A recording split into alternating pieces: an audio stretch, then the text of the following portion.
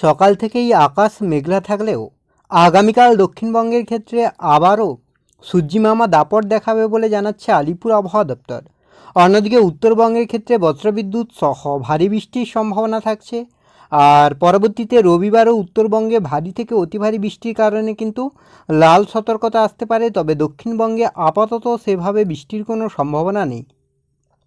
পরবর্তী আপনার 27 তারিখ পর্যন্ত আপাতত দক্ষিণবঙ্গে সেভাবে ভারী বৃষ্টির কোনো একটানা যে বৃষ্টি, সেই বৃষ্টি কিন্তু আসবে না।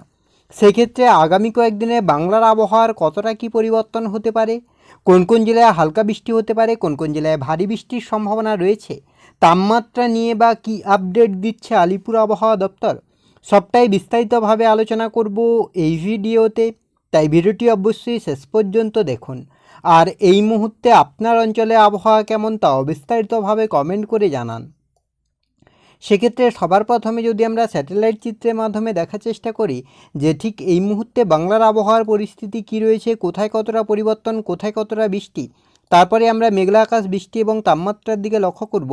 তো সেক্ষেত্রে এই মুহূর্তে স্যাটেলাইট চিত্র আপনার যেটা বলছে, আপনার এদিকে কলকাতা, হাওড়া, হুগলি, দীঘা, কন্টাই, হলদিয়া, এদিকে আপনার পুরুলিয়া, বাঁকুড়া, ঝাড়গ্রাম সর্বত্রই মোটামুটি আকাশ পরিষ্কার থাকছে, কোথাও কিন্তু সেভাবে মেঘ বা বৃষ্টির কোনো সম্ভাবনা নেই। অন্যদিকে আপনার এদিকে উত্তরবঙ্গের ক্ষেত্রেও মোটামুটি আকাশ পরিষ্কার থাকছে, সেভাবে আপাতত বড় কোনো পরিবর্তন নেই। এবার যদি আমরা আলিপুর আবহাওয়া দপ্তরের অফিসিয়াল আপডেটের দিকে লক্ষ্য করি যে অফিসিয়ালি কী আপডেট দিচ্ছে আলিপুর আবহাওয়া দপ্তর, তারপরেই আমরা মেঘলা আকাশ, বৃষ্টি এবং তাপমাত্রার দিকে লক্ষ্য করব। তো এই মুহূর্তে আপাতত পশ্চিমবঙ্গের ক্ষেত্রে কিন্তু সেভাবে বৃষ্টি নেই আর মেঘও নেই।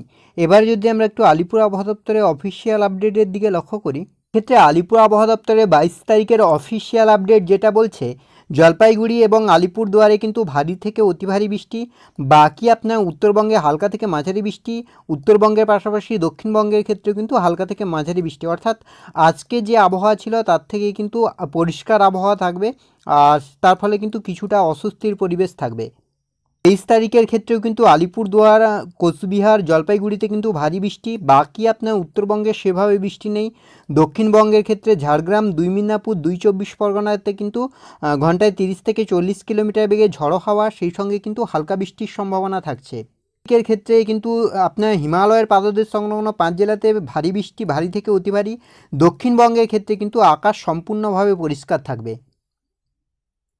25 তারিখের ক্ষেত্রে আপনার হিমালয়ের পাদদেশ সংলগ্ন 5 জেলাতে ভারী থেকে অতি ভারী বৃষ্টি, বাকি আপনার কোথাও কিন্তু সেভাবে বৃষ্টির কোনো সম্ভাবনা নেই। এবার যদি আমরা একটু উইন্ডির আপডেটের দিকে লক্ষ্য করি যে উইন্ডির আপডেট কি বলছে, এক্ষেত্রে যদি আমরা মেঘলা আকাশের দিকে লক্ষ্য করি যে কোথায় কতটা মেঘলা হচ্ছে আকাশ, কী পরিস্থিতি তৈরি হচ্ছে, তো মেঘলা আকাশের ক্ষেত্রে যেটা লক্ষ্য করা যাচ্ছে আপনার শনিবার মানে আজ রাতের দিকে মোটামুটি দক্ষিণবঙ্গের আকাশ পরিষ্কার থাকবে, সেভাবে কোথাও কিন্তু মেঘ নেই।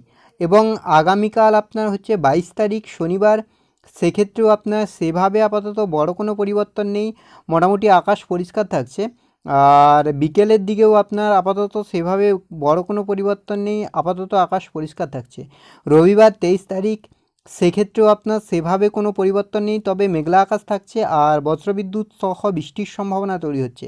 সোমবার 24 তারিখ, সেক্ষেত্রেও কিন্তু সেভাবে আপাতত বড় কোনো পরিবর্তন নেই। মঙ্গলবার আপনার 25 তারিখ, সেক্ষেত্রেও সেভাবে বড় কোনো পরিবর্তন নেই, তবে আপনার উত্তরবঙ্গের ক্ষেত্রে কিন্তু গভীরভাবে মেঘলা আকাশ থাকবে।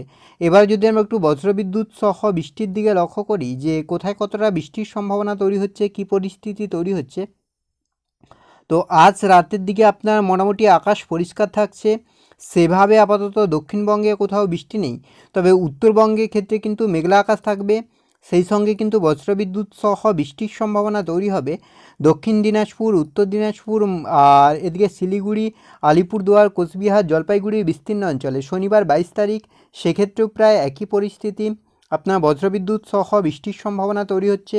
রবিবার আপনার হচ্ছে 23 তারিখ, সেক্ষেত্রেও কিন্তু একই পরিস্থিতি, বজ্রবিদ্যুৎ সহ বৃষ্টির সম্ভাবনা তৈরি হচ্ছে। 25 তারিখ আপনার হচ্ছে সোমবার, সেক্ষেত্রেও আপনার বড় কোনো পরিবর্তন নেই। মঙ্গলবার আপনার 26 তারিখ, মঙ্গলবার 25 তারিখ, সেক্ষেত্রে উত্তরবঙ্গে ভারী বৃষ্টি, দক্ষিণবঙ্গের ক্ষেত্রে কিন্তু বৃষ্টি নেই।